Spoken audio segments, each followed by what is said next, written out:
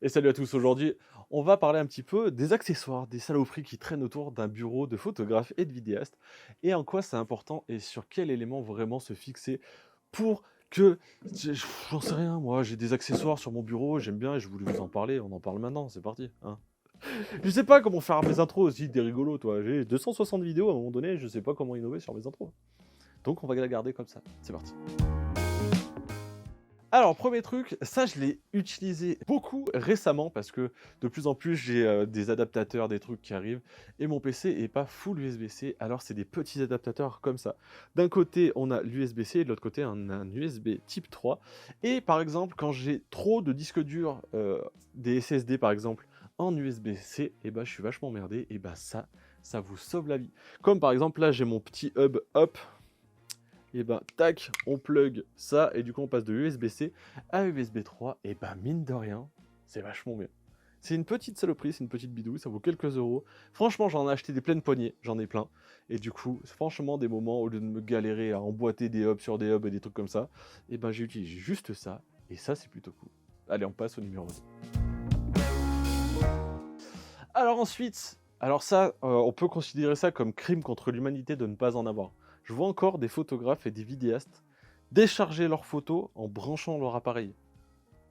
T'as plus le droit de faire ça, c'est fini, ça ne doit plus exister. Déjà parce que tu mets 160 ans à décharger, et en plus ça va te faire chauffer ton boîtier, et ça va te faire fumer ton boîtier pour rien, il va tourner pour rien quand tu sais le prix d'un boîtier. Pour ça, t'achètes un lecteur de cartes. Ça, tous les photographes et tous les vidéastes devraient avoir un lecteur de cartes. Déjà, quand tu fais de la vidéo, les fichiers sont tellement gros que de transférer directement avec ton boîtier, c'est chiant. Et puis des moments, tu veux bien juste transférer, repartir faire des photos. Un lecteur de cartes. Alors celui-là, c'est un ProGrade, il est fait pour mes cartes du R5 et aussi pour mes SD pour tous mes autres boîtiers. Il m'a coûté une tonne, il vaut plus de 100 balles je crois. Il est aimanté, il est vraiment cool, il est en USB-C. Mais franchement, il y en a des plus petits, abordables et qui sont plutôt cool. Mais je ne veux plus voir des gens décharger leur boîtier comme ça. C'est infernal, c'est trop long et ça abîme le matériel pour absolument rien du tout. Donc pensez-y, un petit lecteur de cartes devrait être sur tous les bureaux de photographes et de vidéastes. Et on passe tout de suite au numéro 3.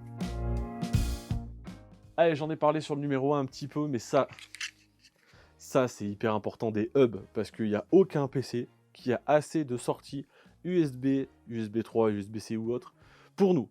Alors moi, typiquement, dessus, j'ai mes micros, j'ai ma carte son, j'ai ma caméra, j'ai des disques durs, j'ai ma souris, j'ai des machins, j'ai plein de trucs, j'ai trop de trucs.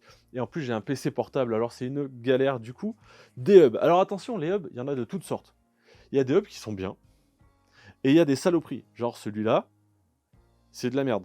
Mais clairement, vraiment, j'essaie de pas être trop grossier dans les vidéos, mais celui-là, de temps en temps, il coupe, il redémarre tout seul. Alors quand t'es en train de transférer un truc ou que tu branches un disque dur dessus, t'as un petit peu envie de l'attraper et de le jeter de l'autre bout de la pièce. Ça vraiment, ça casse les... Voilà, tu m'as compris. Hein. Donc faites gaffe, regardez les commentaires. Celui-là, si vous voulez, je vous le mettrai en description si jamais vous avez envie de pas l'acheter, par exemple. Je pourrais essayer de vous le mettre en description et celui-là, on dit que tu l'achètes pas parce que c'est vraiment de la daube.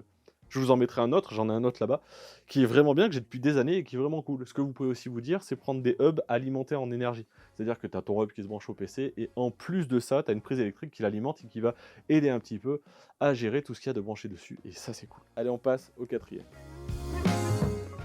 Alors le quatrième, j'en ai déjà parlé dans les shorts, j'en ai déjà parlé dans des vidéos, dans des stories et tout.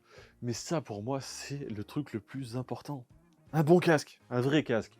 Un truc où t'entends bien, un truc où tu vas pas casser la tête à tous ceux qui sont autour de toi, parce que tu vas remettre le même segment de vidéo pendant 6h30 parce que tu vas faire la colo, parce que tu vas caler ta musique, parce que tu vas caler ton image sur la musique, parce que après tu vas rajouter un titrage, un truc, et que tu as oublié de décocher le son, et que tous les gens dans ta maison vont commencer à vouloir s'arracher les ongles et te scarifier, par exemple.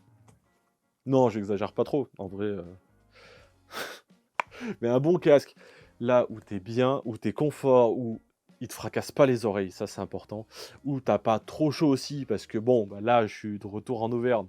Mais à Paname, quand il fait 40 degrés et que t'as ton truc là, on dirait que t'as les oreilles de Mickey en plus des tiennes, où tu fais 67 degrés, c'est pas possible.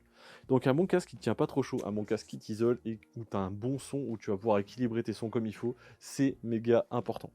Il y a des gens qui vont juste monter à l'intra, mais moi les intras sur le long terme c'est chiant, et le câble aussi, de plus en plus les câbles qui relient ma tête à un truc, ça me... voilà, c'est plus possible. Donc un petit casque. Moi, c'est le Delta S Wireless de Asus ROG. Il est vraiment cool, mais il y en a plein d'autres. Par exemple, pour ceux qui n'ont pas de problème avec le câble, moi de temps en temps je l'utilise encore, il est exceptionnel. C'est le DT770 de chez Bayer Dynamic. J'ai envie de dire Behringer, mais Bayer Dynamic.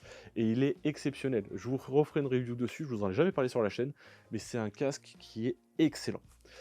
Le ROG est très très bon aussi, ça fait un moment que je le ponce et franchement j'en suis hyper content. Mais il y en a plein d'autres. Moi je vous parle de ces deux-là parce que c'est ceux que j'utilise le plus. Mais il y en a une quantité astronomique, des formes, des designs et des sons, des sonorités différentes. Allez, on passe tout de suite au dernier. Alors pour le dernier, je ne vais pas tous vous les montrer, je vous montre juste un petit panel. Parce que chiant, et parce que si je les fais tomber, encore plus chiant, c'est quelques disques durs. Il en faut un tout petit peu, alors là je ne les ai pas tous, j'en ai une petite quantité. Mais alors des disques durs avec des gros 5 Tera par exemple, des 1 ou 2 Tera en SSD pour que ça bombarde et que tu puisses monter dessus, et après des vieux trucs pour stocker de la photo, des images de drones, des images où tu casses des drones. J'ai un disque dur d'images où je pète des trucs. Et voilà, ça c'est hyper important, il faut vraiment pouvoir stocker et garder ces images, c'est important. Parce que déjà, vos images, vos RAW et vos rushs de vidéos, c'est une des seules choses qui prouvent que ce que vous avez fait, c'est à vous. Voilà. Si vous rentrez en conflit avec quelqu'un parce qu'il utilise vos images de manière frauduleuse, qui vous a volé des images et tout, le seul truc qui prouve que c'est vos images, en plus dedans avoir marqué c'est le boîtier Canon de Sofiane, il est trop mignon, tout ça, c'est vos RAW. Si vous êtes propriétaire des RAW et des fichiers PSD, des montages, etc., bah, c'est quand même vachement plus facile de prouver que c'est votre travail. Donc ça, c'est important, il faut absolument les garder. Et même plus tard, de temps en temps, si vous voulez faire un best-of, un bêtisier ou un truc comme ça, et ben c'est vachement cool. Moi, toute ma chaîne YouTube, elle est là-dedans et dans ceux que j'ai encore là-bas. C'est vraiment important de tout garder. Et même pour vous, plus tard, de voir votre évolution, je trouve ça quand même vachement cool. Alors ça coûte un rein et puis ça fera un peu de place. Mais sur le long terme, franchement, ça va avec... Moi, je suis professionnel. J'en achète très régulièrement et si on suit un petit peu les promos, les Black Friday, les trucs comme ça, on s'en sort plutôt bien. Les SSD, dans tous les cas, ça coûte un rein, il y en a des vachement mieux que d'autres, mais je vous fais une petite vidéo sur les SSD aussi, pour vous dire lesquels ne pas acheter, par exemple. Donc voilà, on a fait un petit peu le tour de mes accessoires et des choses que j'utilise le plus sur mon bureau au quotidien. Vous, dites-moi s'il y a des choses que vous utilisez encore plus régulièrement, plus souvent, ou des choses que j'ai pu oublier dans lesquelles on pourra dire sacrilège, il a oublié cet objet. N'hésitez pas à me dire en commentaire. En attendant, j'espère que la vidéo vous a plu. Et moi, je vous dis à la prochaine. Ciao.